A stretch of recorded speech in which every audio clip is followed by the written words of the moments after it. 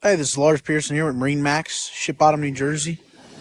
Standing on a new 2024 21 SPX from Sea Ray. This boat's an IO.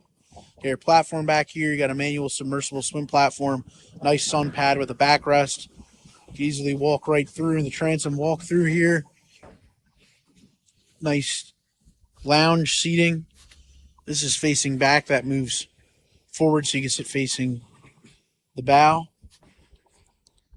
Port side, you have a nice locking glove box here. Still got, just from the factory, still got protector on there for the plastics.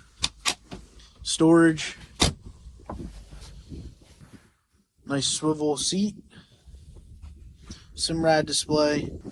Fusion stereo. And this boat has a nice bow area with a bow filler cushion, as well as a dedicated anchor locker. This boat's also equipped with a sports tower with a bimini top, much like that one. That's not set up yet. In-floor storage right in the cockpit.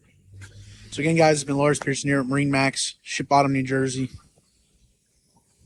Standing on a brand new 2024 21 SPX IO. If you have any questions about this boat, give us a call, 609-494-2102. Thanks.